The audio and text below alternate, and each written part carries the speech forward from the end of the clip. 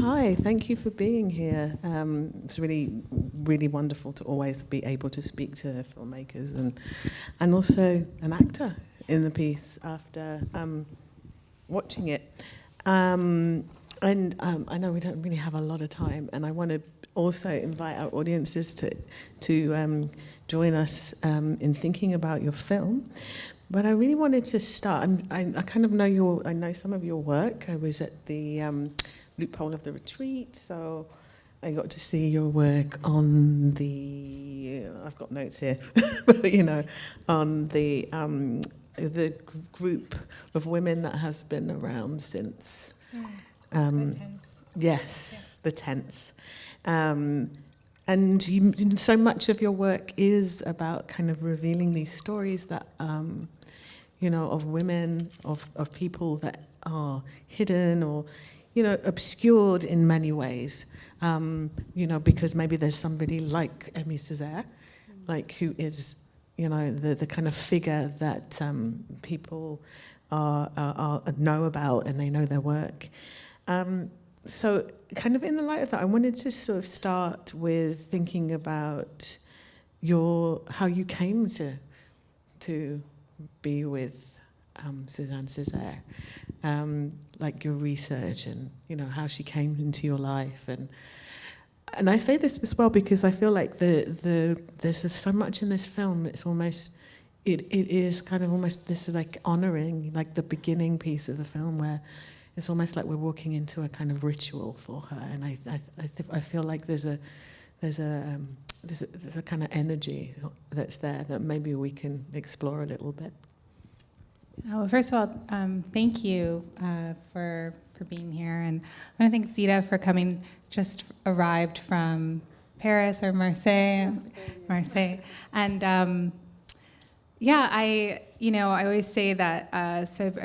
Zita and I are both of Jamaican heritage, and the way I grew up is that Caribbean literature was central in my home. It wasn't marginal, it was central. So I always say, I'm like, this film is my Shakespeare in love, For me, it wasn't, she wasn't such an unknown figure, but my encounters with her meant more as I was starting to consider being a mother.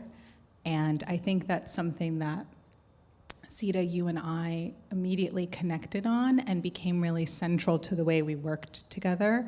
It was an unusual collaboration between us. And I always say this in Q&A, I'm like, the amount of time that we spent just talking about Suzanne Césaire's writing and about ourselves, it was unusual for like a small film, and a lot of what ended up happening, it took a very long time to make this film. There were many phases, there were many scripts. So there's like one script that got sent to you. But then once I met Zita and once we're doing this, I started to write towards our conversations. So there was maybe a script at the beginning, but then the film that ends up getting made is very much a film about the people who made it and about the process. And Zita had just had her daughter. I think when I first met you, you had just had your daughter 3 weeks before. Yeah. Maybe 5 days before, I think. 5 days. You took you took the Zoom call. Were you in Marseille? No, I was in Fort-Calquier, south of France, Luberon. And really, I was so tired, but really exciting, because I think we had we exchanged mails just before I gave birth, and just after I gave birth, we met on Zoom, and I was like, hello. Yeah. But the thing that you said, it was central, the motherhood in the project, and about Suzanne Césaire and how we approach Suzanne Césaire. So it was really, it means something, It meant something. Yeah. And I remember having the realization as we were working together, because I really admire your process, Zita, too. I feel like it was, because as a director, when you're working with actors, there's this self-consciousness about am I taking too much of your time? This is, like how much are you willing to give, and I think because we were both connecting on these like personal levels, I mean, we put so much time.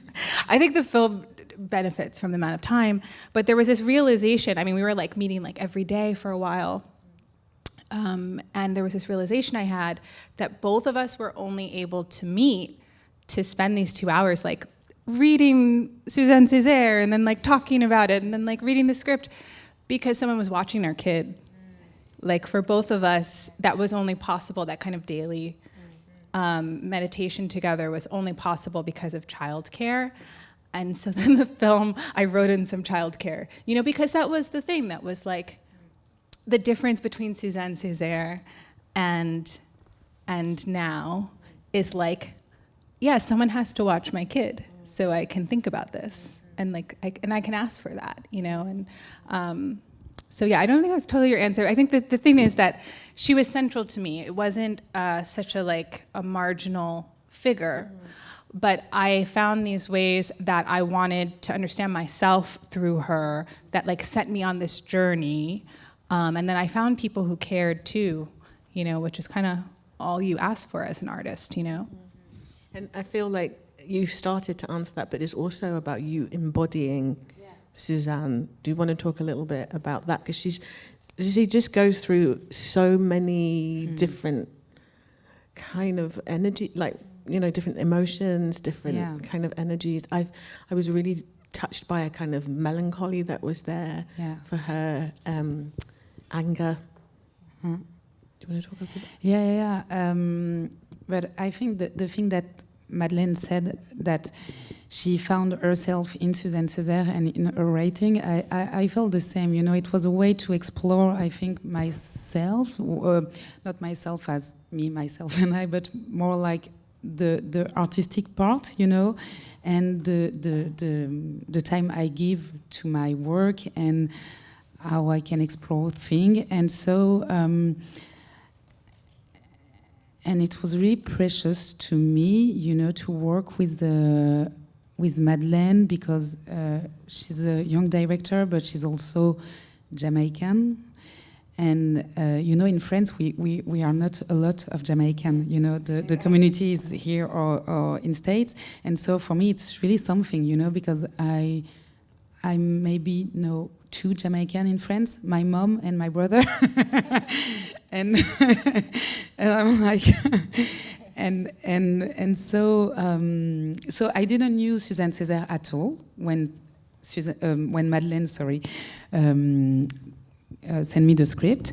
I knew Aimé Césaire because he's really, really famous in France. But I didn't really knew his writing too, so I read for the film and I was, okay, it's really powerful.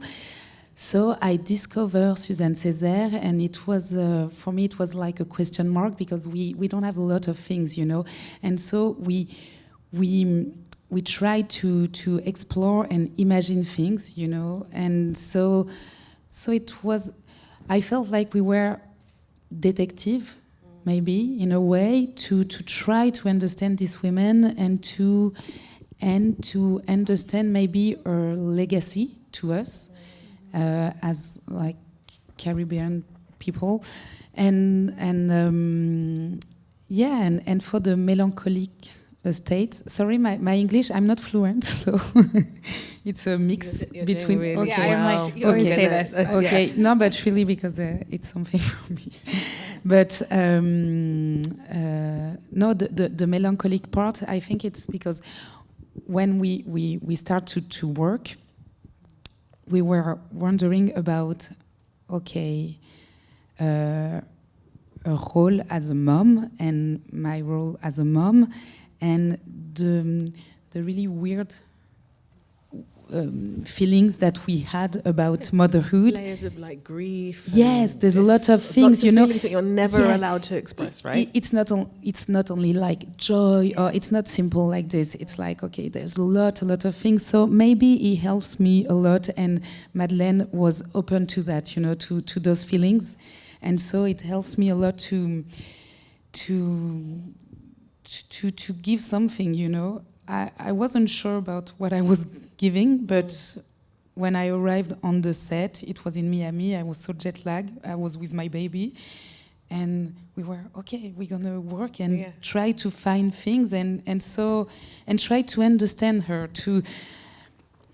but more like a universal figure, you know. And so no, it's very intimate, and you can kind of see that relationship of a kind of intimate relationship with her, but also to the island that becomes this kind of also character within it.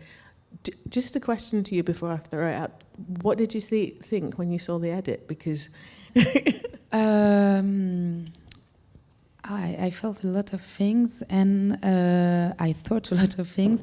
First of all, I was okay. It's beautiful. I think it's so beautiful. And the first images with the two dancers, the music, the way you filmed them, the light, the energy. I felt it was really new for me to see something like this, and so I had a lot of admiration of what you did. And I was surprised because the script was unusual, and so, you know, for me it was like, okay, I'm not really sure about what I'm gonna see, but I think I was impressed, you know, because I didn't understood all the things we did on the set because it's Madeleine vision, and so you had it in your head, and it's perfect, you know, and so I was impressed by the work that she's done, yes, and the beauty and the surrealist way that she gave to the movie, and no, it's really new. It's a new kind of cinema. Yeah. I don't always think that, you know, like a cast is important. Actors are really important, but in this case, I feel like the film that Zita was in this film was really important, and so much of the film for me is about the work we did and like the depth that I felt permission to figure out with you on set, but like also in the edit that kept happening. There was something that you said to me. It might have been in a Q&A. We've done a lot of Q&As. But there was something that Zita said, it was like, you know, some of it was just about the rhythm of reading. You know, like it wasn't always, sometimes it was in the text, and sometimes things were found in rhythm. And there's like a meditative quality to, I think, to the work. And, you know, yeah, this was a very, I think, remarkable collaboration. Even like the editors felt like a rich closeness to Zita, like having never met her, but just because there were so many kinds of chances we took. I mean, we took a lot of risks. It was a small film, so we could take risks. Yeah. And I was surprised about something I didn't get when we were doing making the film. It's all the technicians, you know, the young girl who is reading the text, and you know, it was comment on dit, je vais le dire en français, un passage de relais entre toutes ces femmes, passing the relay between all these women, you know, and it's like we are like one person. There's a lot of faces, but we are one person. I don't know if you understand what I'm. Yeah, okay, yeah, kind of like an energy of something. Yes. I would maybe speak about the memory, maybe the kind of legacy, the land, the person, you know, the writing, because I really felt a real resonance to the present, and it was really interesting that you played with time, you know, that we slipped into the, you know, into like the tableaus, and then into present time, and like the stroller was really present time, and I imagine that the person that was caring was also for the children was also the carer for the children, and how the people looked like she was an actor. But she was an actor, but it felt like because the back end was in the front of the film. Yeah, and I mean, I think the land was definitely a character too. I don't know if you remember, we've talked about a little bit sometimes in Q&As. There was it was a very loud piece of property. There were all those peacocks. Yeah. Peacocks are actually really loud. Yeah, I don't know if you guys knew. They're loud. I've been on a property. They're like crazy loud. Really loud. There were a lot of seeds. They were like, hold for the peacocks, because there were a lot of them. And there are things like that scene with Reese, with the storm. Like, that wasn't scripted. The storm, we were a little bit like in relationship to the land, to the weather. I don't know how you felt, but in between takes or when waiting around to wait in that beautiful landscape, there was like a kind of feedback loop with the land, I think, in the work. And, like, one challenge of the film was like, do you film this in Martinique? And that was something we explored. I spent a lot of time in Martinique. I spoke to everyone alive who knew her. I mean, there's another film that could be made that could be like the authoritative documentary. That's not the kind of filmmaking I do, but I was really careful in my process. And we did explore filming in Martinique, and it would have been a different film. And a really big breakthrough moment happened when I saw the Sarah Malderoor film. She's made, the filmmaker Sarah Malderoor is an experimental filmmaker from Guadeloupe who worked in France, deceased only kind of in the last 10 years. And she made several films about Aimé Césaire in her lifetime. And one of them is called Le Mas de Mots, and it is filmed in South Miami. And someone showed me this film. It's like a kind of quirky film of hers made in the 80s. And it's like kind of straight documentary, Aimé Césaire at this conference center in Miami. And then like all of a sudden in the middle of the film, it just like cuts and it's like, you're on like a power boat in the Everglades. And it's just like Everglades, Everglades, Everglades. And then you cut and it's Maya Angelou in the 80s in like a lawn chair in the Everglades. And she's like reading from like Aimé Césaire, and she's got this like terrible French, like it's like like it sounds like it's like straight from Louisiana, or like Mississippi, like it's really bad French. But she like reads it this like terrible American French, and then like at the end she just like looks to camera and she says, "Aimé Césaire, my favorite poet," like the way she talked, like grande dame. And I saw this film and I was like, oh great, like actually the film is this, like the film is this moment. It's not like some grandiose, biopic in Martinique trying to pretend we know all the things we will never know. It's right now, it's the people we've gathered together, it's, the actors, the crew, us. We're in Miami, we're on a piece of land, which for me... It's now got so much significance as well. It has so much significance because she's... It's like you read it. Like, right. Well, I'm like, the blood is in the land. And I'm like, it's us authentically ourselves, and we're thinking about the text, and that's what the film is. And for me, that was like a much more interesting proposition than like the project of biopics, which are often not very good filmmaking. And so for me, it was like Zita, Motel, Josue, Alex, the DP, who's also in the film, the crew. The film is about us, the ways we encounter the work, the ways it means something to us now, the ways we still ask things of history in our present moment as we ask things of ourselves, that, we see ourselves as existing in these like different collective relationships, both to people around us and to history. Like, that's what the film is, I think we got time for like one question. So we got one person. Yes, right at the back. It would be the person right at the back. Oh, actually, we have more time. I thought we were out, but we actually have 15 minutes, so we can have more questions. Hi, I just wanted to say, well done, making the film was amazing, and I really enjoyed it. But like, a question I had, what was it like, because it says in the film how you're making a film about a woman who might not necessarily want to be remembered. And like now we hear so much about like, going into the archives and bringing historical like figures and all these activists or just like normal communities to like the forefront of history, especially like now with like what we're seeing going on politically. So what was it like trying to maybe, because obviously she's saying again, maybe she doesn't want to be remembered. So what was that like? And also how did, because I think I watched another interview you did in another Q&A before coming, and you spoke to her children.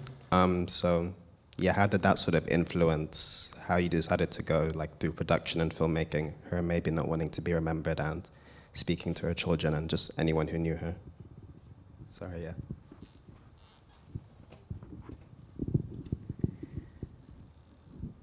So I interviewed everyone. The script is kind of a collage of different things, like, you know, excerpts from our rehearsals, excerpts from interviews, excerpts from her writing, excerpts from new writing. And so that line kind of follows a reading of one of her kids sort of saying, you know, I was like, well, how come there's so little of her writing, which was this question and this mystery that kind of sent me to make the film. And one of her kids says, well, you know, she was always writing, but she would throw her writing away. And I remember, like, after getting that answer, I was kind of like, well, I guess there's no film here. Like, I guess this is a failure, right? And I, you know, like, this is a really expensive trip to Martinique, you know, like, I went home and thought about it more and decided after some time that instead of a dead end, it was actually like a challenge that was kind of interesting. Like, okay, the assumption is, well, she threw her writing away. Our assumption is that success is based on a kind of being prolific, a kind of like larger than life, you know, space in history. Like, these are the goals, right? And she didn't do those things, so like, she didn't want it, right? Like, that's the assumption. And I decided actually that the provocation that was interesting and that was maybe even like feminist was to say, well, maybe that it was never, maybe she saw something more than what we know. Maybe she understood that actually the complexity of what we do with our lives is that, you know, this kind of like takeover of history is maybe not, is kind of the fool's gold. I don't know. Yeah, I was thinking the same. Like how this, you know, the memory, when you hear that line, you're like, the memory then of somebody, like she knows that her husband's memory is going to be so much more important to her than hers. I'm thinking about other Caribbean women like Amy Ashwood Garvey, right? Yeah. They're eclipsed by these like men that, and there is something, I think you're right, there's something like, what is that other thing that is there? Is it important that we remember them that in this kind of like way, you know, the winner's way? Do we remember them differently? And I, you know, one of the things I can see here is like you also, she was a mother. Yeah. She had 6 kids. You know, she had 6 children. That's the kind of amazing thing. But I mean, ultimately, I think like the fact that we make this film speaks to the success. The fact that it meant something to us speaks to like a kind of, it was enough, and that enoughness became for me like the thing I took from the film. But like a dead end became quite interesting. I mean, I think failure is interesting. I don't know. Maybe it's just. And a dead end can be interesting because it's another way of kind of like, okay, so how do we build a different kind of world around thinking about this person? And, you know, and I think this has sparked probably many people's curiosity here. Yeah. So any more questions? In the middle here?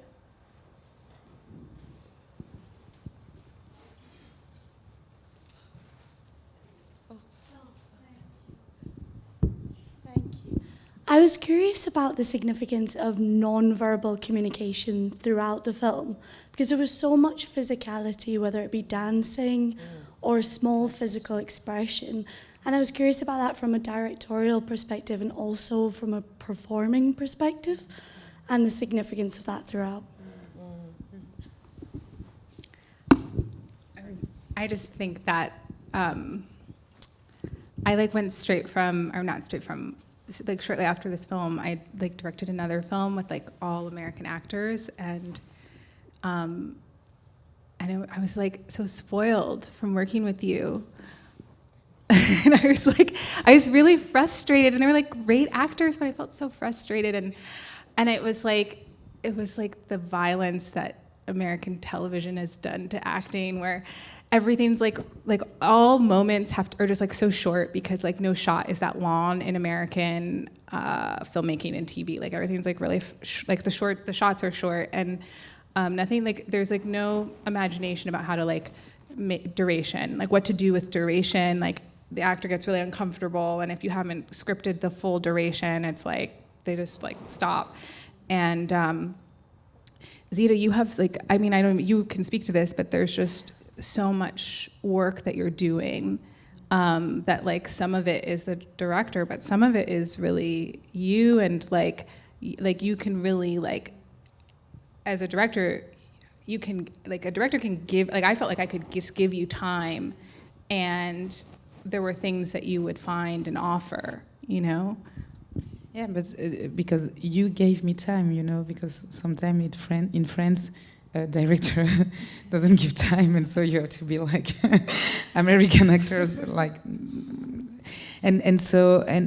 but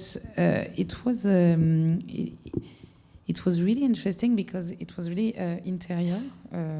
It was an interior way to act, you know, and so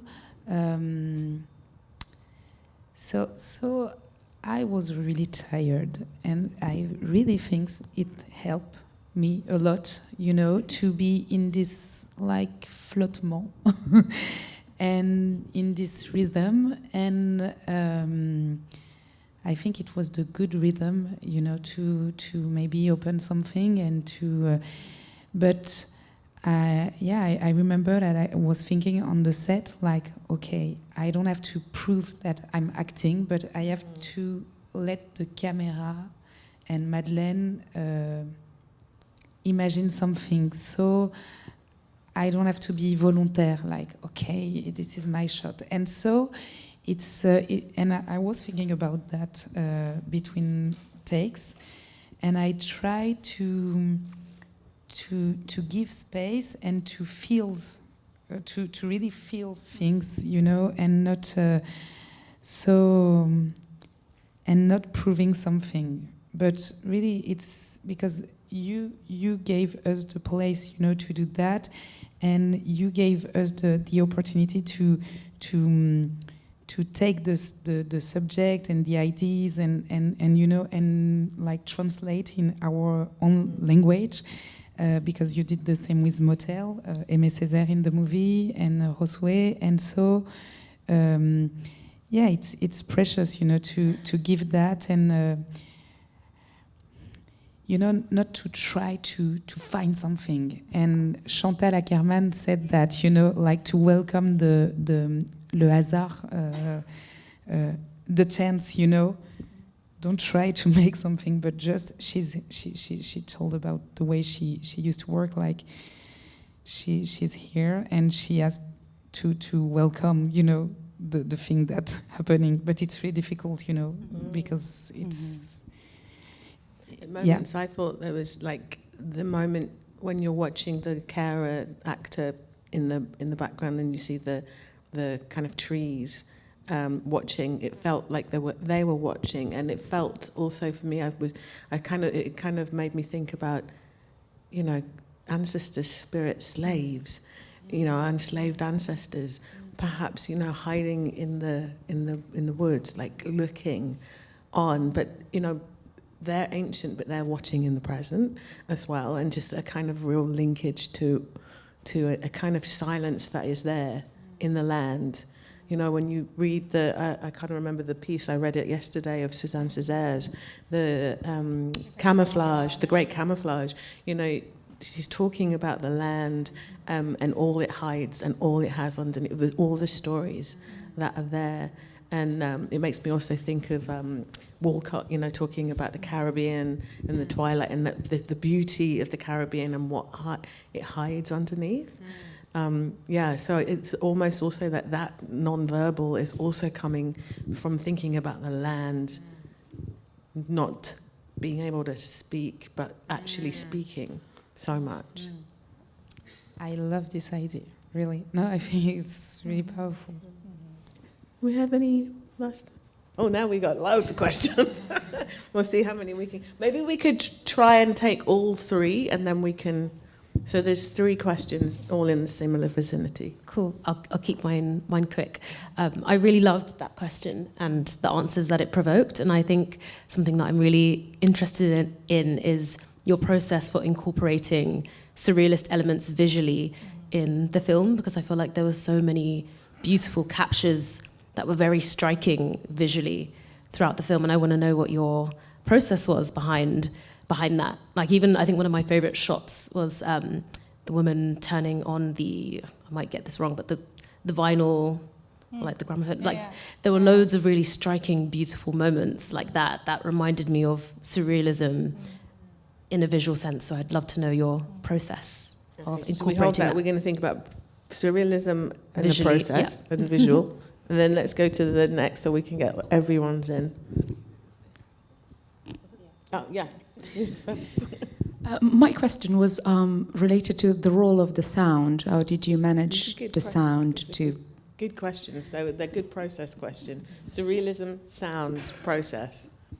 And then my question, I guess, is that I think something that I find really interesting about Suzanne Césaire as a person is how much of her legacy now comes from, like, meaning that archivists have, like, imbued in the gaps of her legacy, and, like, what you're saying about how her children saying that she used to write but she would throw it away, or, like, I think she was a playwright but it got, like, lost in a fire or something, and how much is missing, and then you both as people that, like, work in film and make film, and we're kind of in this very strange moment for film, and it's like a bit of a digital dark age where we don't have this as, like, a physical thing we take anymore, which makes me feel very anxious.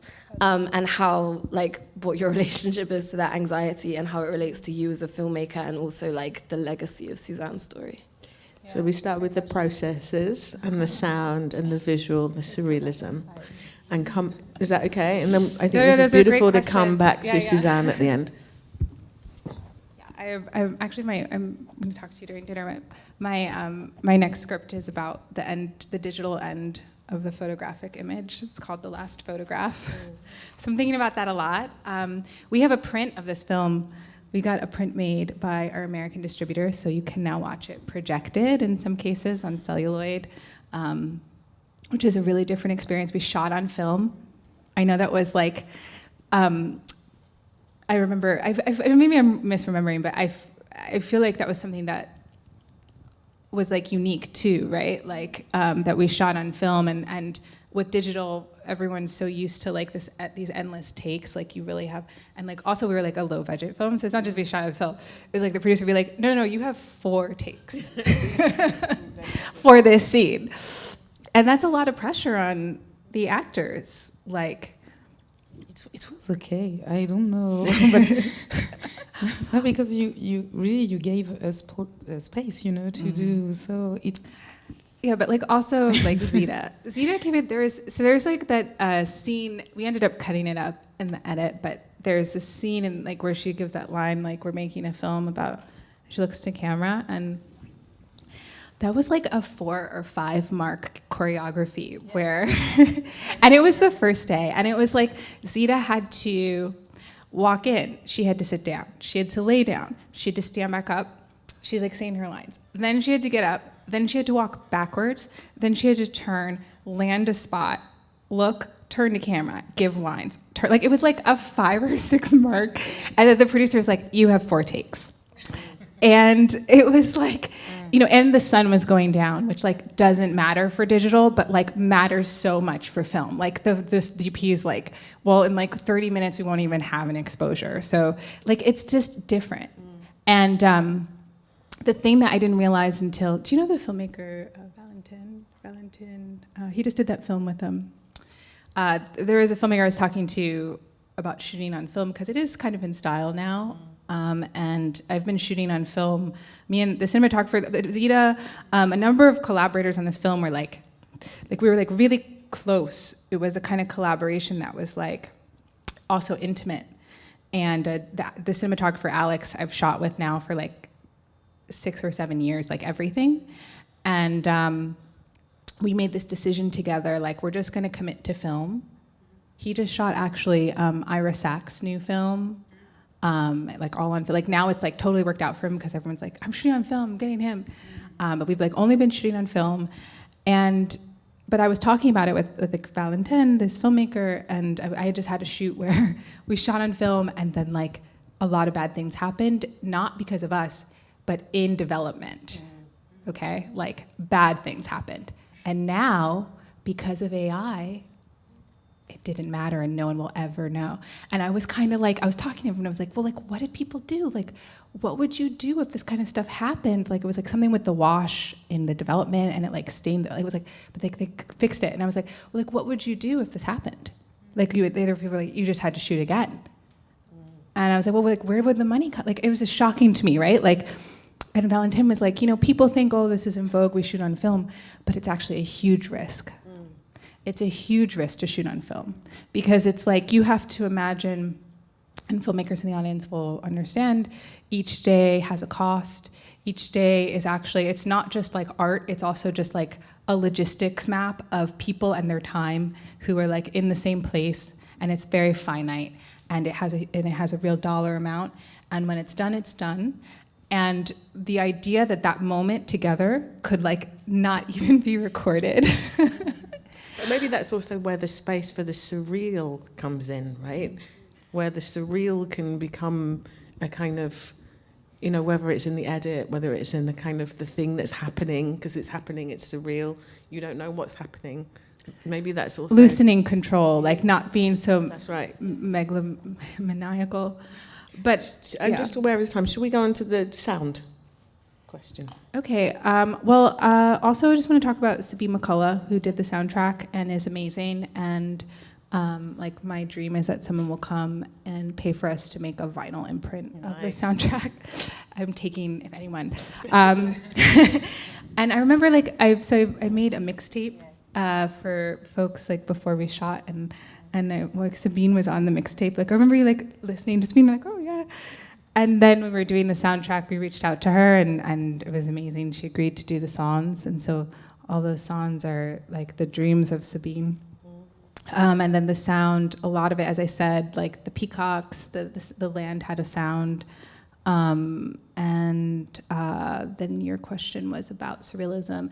Oh, so what I will say is that I have this idea that the way that we feel things, is like in any kind of art, the way that we feel things is through surprise. Like, surprise is like the primary way that things matter. Like, there's different ways you can create surprise. It's like you can create surprise through like contrast. A kind of contrast can be like the mundane and an event, right? Like, that's where like slowness can be a strategy, right? Like, if I'm slow, but then I'm gonna give you something and you didn't see it coming, like that will mean more to you than, like, I always say, liken it to like a song. It's like, you wouldn't really like a song that was all chorus. Like, you need the other parts of the song that might be less pleasurable so that you, like, the chorus means something and feels good. And I think that a lot of the ways I approach working with actors or choreography or edits is like, how do we shape a surprise? Like, where are the moments? And then how do we create like, kind of like, how do we distract you? Or how do we like ask a lot of you and then give you something really generous and pleasurable to like relieve what the work you just did? And for me, that's more surreal than, you know, like a Beyonce video, although I love Beyonce. But like, for me, that's like what my surrealism is in this film. And then we had the last question on Suzanne, Césaire. Yeah, just the idea that like so much of how we understand and appreciate Suzanne Césaire's work is, and how much was missing, or how like kind of early her writing stopped, and just how you both feel like that as filmmakers in this very strange time for film, where like we don't buy videos or we don't have DVD, like there's no hardware for us to take with us. How you feel about that? How do you feel about working in film at at the, I don't know, I feel like it's the end of the film, but I don't know. How do you feel working in film these days with like AI and all these things? I'm a bit scared, but in fact, I'm so sorry, but I didn't really get your question. But it's the language.